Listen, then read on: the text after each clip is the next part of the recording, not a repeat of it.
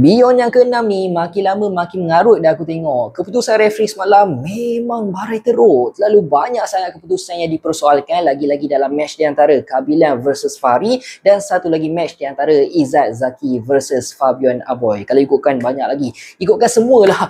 Memang tak masuk akal guys result semalam tu. Walaupun result semalam berakhir Malaysia mendahului Indonesia 5-4, tapi ramai rakyat Malaysia yang tak puas hati dengan decision referee dan juga judges semalam. Padahal sepatutnya Malaysia boleh lead at least 7-2, tapi disebabkan keputusan referee yang seakan bias memang merosakkan game. Tapi itulah apa yang nak dihairankan sangat, kata event Beyond ni level-level international kan, tapi no, line up referee pun semuanya orang-orang dia juga. Daripada situ sampai ke sini semuanya orang Indonesia. Mana maunya kan guys, selagi Malaysia tak dapat menang secara KO, selagi itulah dorang boleh spin kata player Indonesia yang menang. Paling jelas korang boleh tengok sendirilah result Kabilan versus Fahri.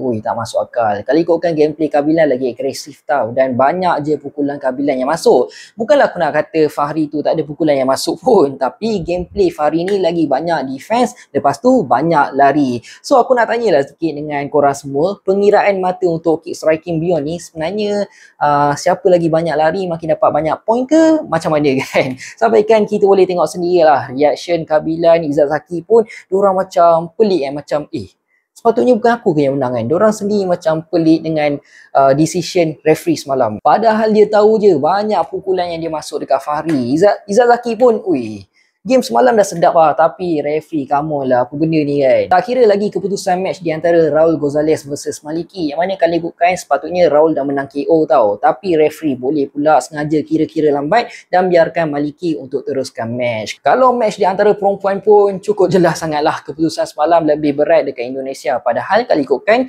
sepatutnya tim Jepun yang lagi layak menang tau. Tapi nak buat macam mana kan, disebabkan keputusan referee yang barai membuatkan banyak keputusan yang tak sepatutnya diorang buat. Pelik-pelik lah guys, macam manalah diorang boleh anjurkan event diorang dekat negara sendiri, lepas tu buat game lawan dengan international, lawan dengan negara lain kan. Tapi yang peliknya semua juri ataupun wasit semuanya dari negara diorang sendiri. Kalau macam ni quality referee untuk event Beyond better, lepas ni kita dah tak payah hantar wakil dah untuk join event Beyond yang akan datang. Pendapat korang macam mana pula dengan game yang berlangsung semalam? Aku tak review pun game Putra dengan si Ronald tu sebab game tu pun ada problem juga, boleh pula ada seri kan.